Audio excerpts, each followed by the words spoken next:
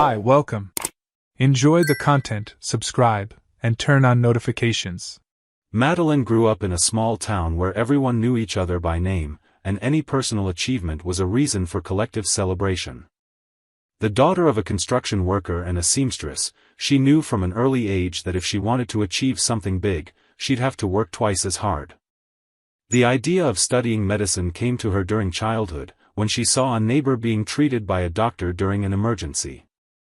That scene stayed with her like a calling, like a starting point. From that moment on, she dedicated every second of her teenage years to studying. While many her age were going out, traveling, or getting distracted by anything fun, Madeline spent hours locked in her room surrounded by open books.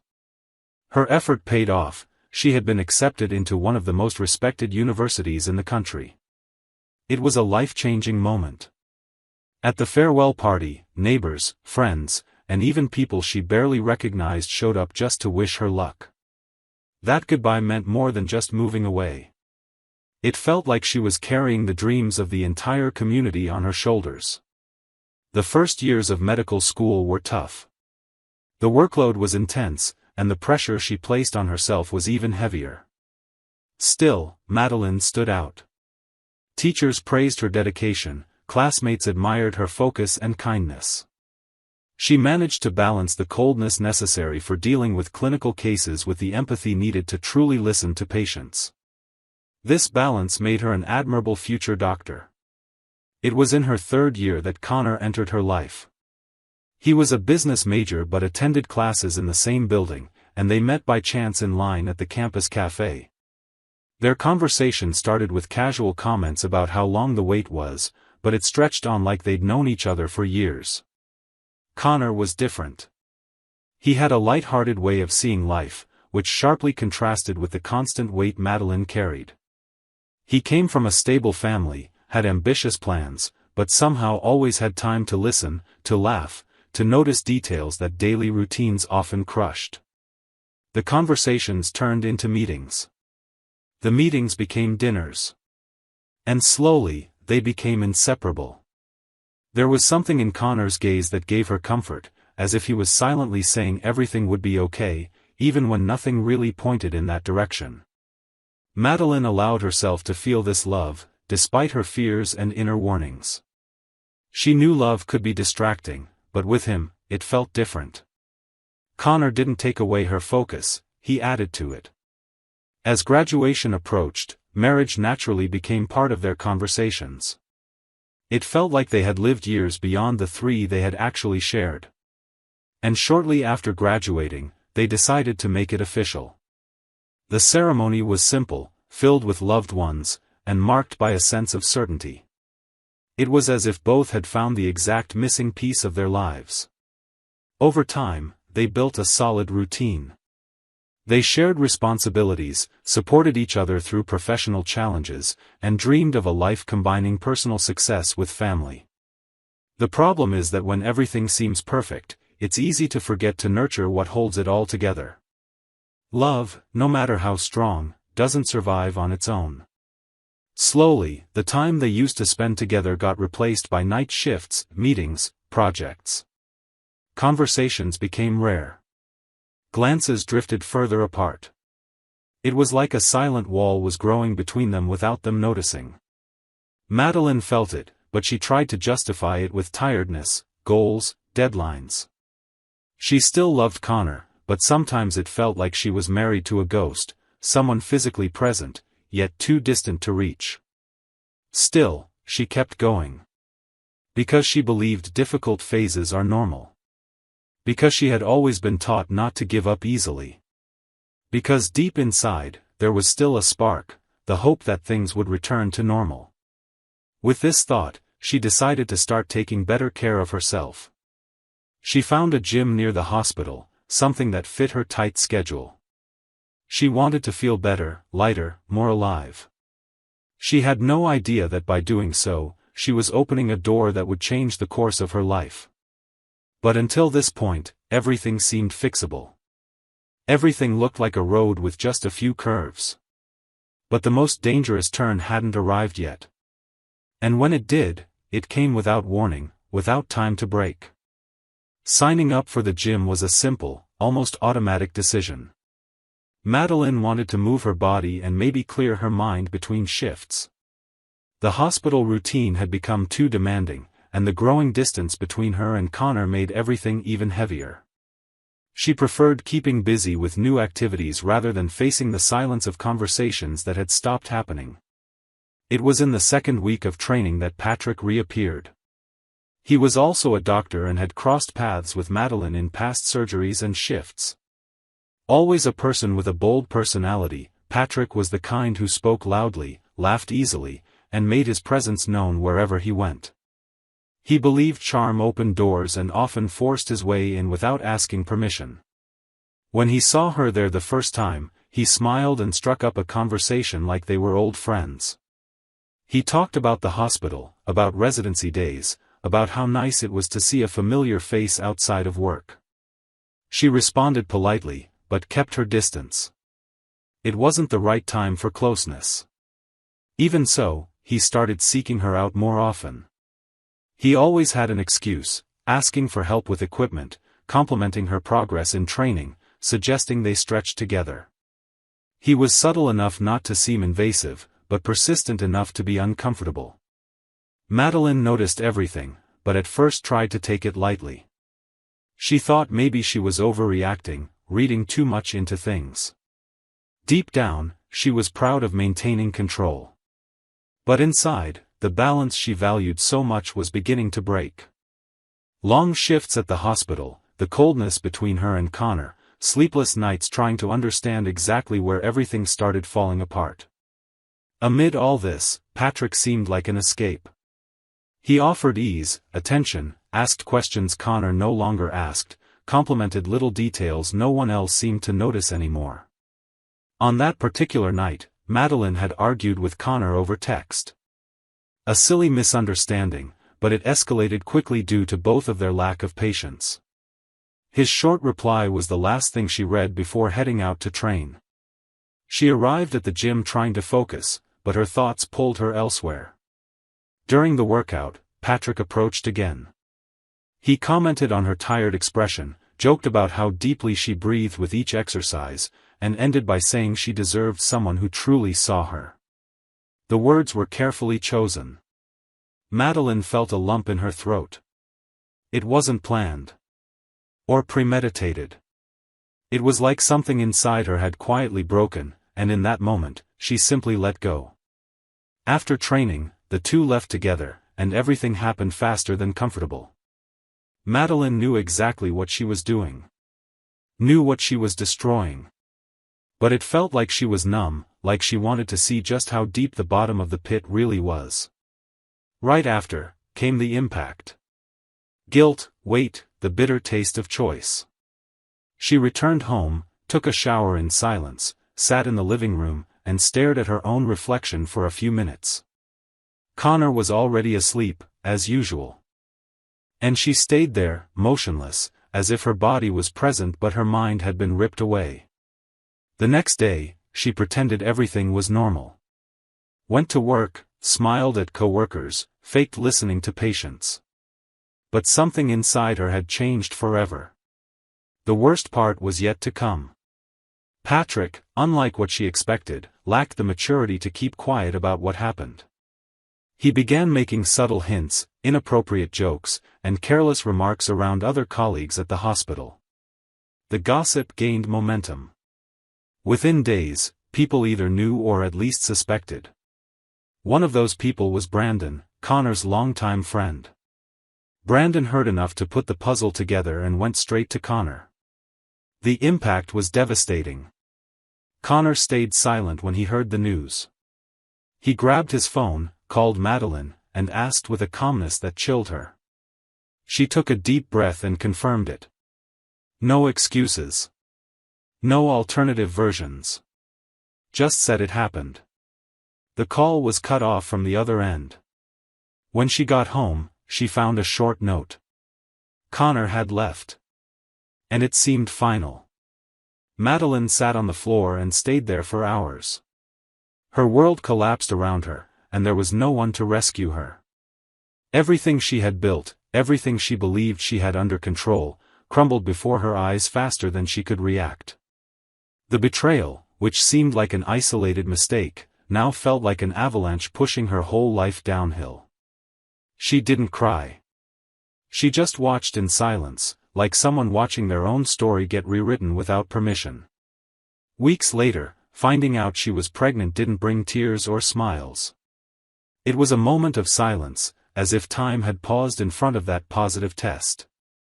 Madeline stared at it for long minutes, as if hoping the lines would disappear on their own. She sat on the edge of the bed and stayed there, motionless, trying to process everything. It wasn't just a surprise. It was an unexpected twist in the middle of chaos. She thought about Connor. About his face. About the last time they spoke. Wondered if it still made sense to tell him. Wondered if it would change anything. But after hours stuck in that dilemma, she picked up the phone and dialed. His voice answered coldly.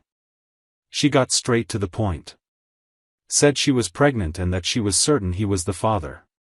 His response came loaded with doubt. He stayed silent for a few seconds and then asked if she was sure. She confirmed. Connor sighed and said that at that moment, he didn't know what to do with that information. And hung up. Madeline didn't try calling again. Didn't demand presence, didn't ask for support. She knew he needed time, and maybe not even time would be enough to fix what had been destroyed. In the following days, she started living more cautiously, as if every step was calculated precisely. She informed the hospital. Adjusted her schedule. Avoided talking about it with any colleague whenever possible. The few people who knew about the breakup with Connor created theories, whispered in hallways, but in front of her, the topic turned to silence. The pregnancy progressed without major complications. She attended regular checkups, took care of her diet, read about motherhood during breaks between shifts. She had no one to share her worries with, so she wrote everything in an old notebook she kept inside the kitchen cabinet. Inside, she recorded every feeling, every fear, every hope that her child would grow up healthy and, above all, loved. Patrick noticed Madeline pulling away within the first few weeks. He tried starting a conversation after a training session, with the same confident smile as always, and asked if she was doing okay. She looked him directly in the eyes and said firmly, "I'm pregnant." His smile immediately vanished. He paled. Swallowed hard, looked away. Inside, he seemed panicked, but didn't dare ask if the child was his. She didn't explain either. He simply wished her luck and walked away, leaving no space for more words. In that moment, Madeline clearly saw who Patrick really was. A coward, full of ego, who loved the game while he controlled it, but ran off like a child when it was time to take responsibility. She never spoke to him again. And in that moment, she stopped feeling any remaining guilt for the mistake she had made. Over time, her body changed, and she had to deal with looks from people who saw her belly growing without knowing if there was a father involved. Some asked with disguised curiosity. Others simply judged in silence. But she held eye contact, took a deep breath, and kept going. She had learned, since she was young, that you don't build a life waiting for others' approval. The delivery was fast. She arrived at the hospital late at night, and a few hours later, the boy was born. He cried strongly, with a firm expression that made Madeline smile for the first time in a long time. Looking at the baby's little face, she saw familiar features. It was as if Connor was right there, reflected in the child she was holding for the first time. She named him Connor Jr., without hesitation. It was a way of affirming what she felt. A silent answer to all doubts. She didn't need a DNA test to believe. And even though the name might cause comments or create more distance, she decided to keep it. Motherhood brought a strength she didn't know she had. In the house where she lived, she set everything up alone. The crib, the clothes, the bottles. Every detail was the result of her own effort. She carried her son to appointments, pushed the stroller through the streets, woke up in the middle of the night with no one to take turns holding the baby. All of this without showing weakness, without mourning what she had lost. Meanwhile, Connor tried to pretend everything was normal. He threw himself into work. Accepted invitations from friends offering distraction and avoided delicate topics. But inside him, a growing emptiness remained. He thought about his son. Thought about Madeline. Thought about everything that could have been different if he had made other choices. He replayed the conversation where she told him about the pregnancy, trying to find signs of dishonesty, something that would justify his withdrawal. But he couldn't find any. Sometimes at night, he would look at her social media profile and view discreet photos. None with the baby's face. Just soft snapshots of simple moments. He read the comments, watched the likes, and felt a kind of absence that hurt more than any uncomfortable presence. There was a family growing without him. And he didn't know what to do with that. Months passed and pride still weighed heavily. He told himself he couldn't trust.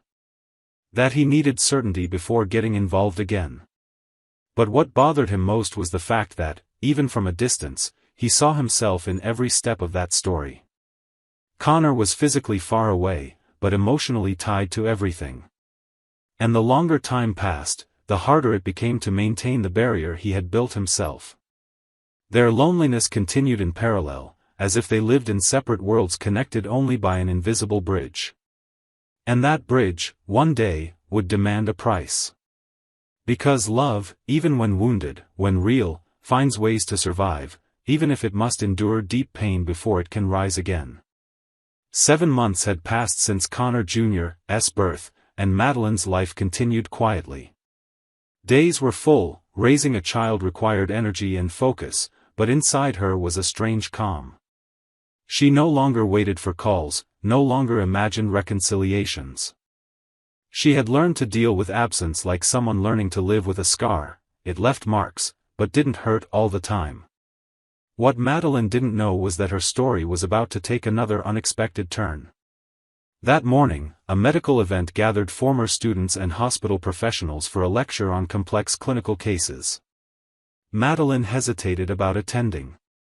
She was exhausted, her son had slept poorly, and the logistics of leaving with a baby weren't easy. Still, she decided to go. She brought Connor Jr. with her, wrapped in a light blanket, sleeping with his face pressed against her shoulder. Arriving at the auditorium, she was greeted by former colleagues, exchanged quick greetings, and tried to stay low-key. It was in the middle of the lecture, while listening to a technical explanation, that she felt movement near the entrance. A group arrived late. Among them was Connor. Without thinking, she turned her head. Her reaction was instinctive. He looked thinner, more serious, but still had the same deep gaze. When his eyes met hers, something suspended formed in the air. He held her gaze a second longer than he should have, then looked down. His eyes landed on the baby sleeping on her shoulder. Connor froze. He was stunned, as if the ground had disappeared for a moment. Later, after the event ended, she was preparing to leave when she heard his voice calling her name. She turned calmly. He stopped a few steps away.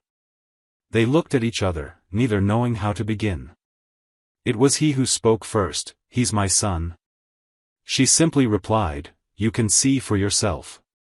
He moved closer, looked at the sleeping boy, and the impact was stronger than he expected. The shape of the eyes, the nose line, the chin, it was like seeing a miniature version of himself. Connor visibly shook. That night, he sent a message asking to talk in person. Madeline simply replied with a time and place. They met at a small, discreet cafe, far from familiar eyes. He got straight to the point. He asked to do a DNA test. She had expected it. Said she would accept it without any issue. No drama, no manipulation. And this affected him more than any argument could. The results came quickly. Connor Jr. was biologically his. Clear. Undeniable. Connor asked for time to process everything. Said he needed to understand how to act, how to reconnect with something that should have belonged to him from the start. Madeline listened in silence. She told him the child would have the space he wanted to occupy, but no one would force bonds. That was his decision. In the following days, Connor started visiting her house. First, just to see the baby. Then, to help with small tasks. He brought diapers, bought new bottles, and started staying longer. And slowly, without realizing it, the three were sitting on the same couch watching cartoons, laughing at silly everyday jokes, sharing improvised meals in the kitchen. The reconnection didn't come with promises or declarations of eternal love. It came through small actions, sincere gestures, and the realization that some mistakes cannot be erased, but they can be overcome. Both knew the past carried weight. That there was pain between them that wouldn't vanish overnight. But they also knew there was something stronger, the desire to rebuild. Months later, now living together again, life seemed to find a new rhythm. There were still fears, insecurities, and difficult days. But there were also spontaneous laughs, peaceful nights, and a child growing up surrounded by two adults who learned the hardest way possible the value of a family. On Connor's birthday, Madeline prepared a simple dinner. It was just the three of them. Connor Jr. wore a shirt with his dad's name printed on it and ran to him with a gift in his hands. It was a small box carefully wrapped. Connor opened it and found a leather keychain engraved with the word family. He smiled, surprised. He was about to thank her, but Madeline interrupted and said, "That's not the gift. The gift is what we rebuilt. It's having you here." He held the keychain for a few seconds, like someone holding something fragile. He looked at the two in front of him and responded with a firm smile, "The best gift is already here." That moment sealed something no time, no mistakes, no pride could erase. Their story had scars, but it also had deep roots. And in that night, it became clear that some families aren't built perfectly. They're built with courage. With forgiveness. And with the daily decision to stay, even after everything. Suspicious of your wife or daughter-in-law? Don't go through what we saw in the video. Check the link in the comments and get the ebook with valuable tips and investigator-approved sites to clear your doubts. Thank you for watching the video. If you enjoyed it, don't forget to subscribe to the channel and turn on notifications so you won't miss any updates. See you next time.